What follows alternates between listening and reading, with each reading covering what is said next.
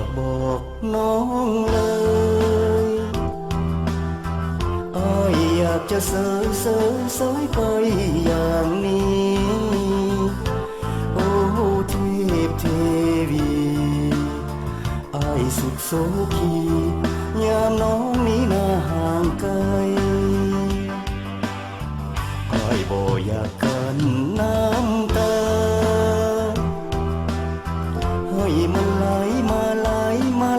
าท่วมหัวใจโอ้โยดสามวัยอ้ายบ่อยากใครจากน้องในวินาทีหัวใจอ้ายแทบจะหยุดเต้นเมื่อเห็นน้องมาห่างนี้อีกยังจากเดือนหรือยังจากปีน้องจึงจะมาอีกคนแม่น้องหมดความเห็นใจน้องโปรดจงไปหนีไกลให้พ้นโอ้เอ๋ยหน้ามนแม้นบ่กังวลอย่างน้อยก็คงปราณี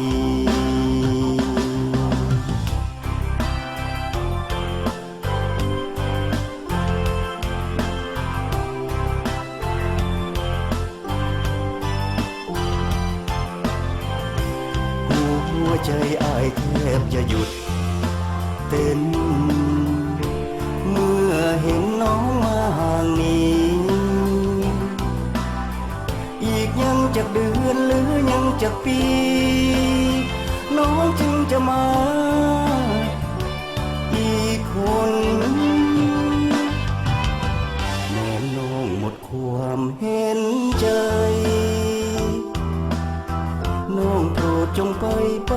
หนีไกลให้พ้นโอ้เอ๋ยหน้ามนแม้นบ่กังวลอย่างน้อยก็คงปราณี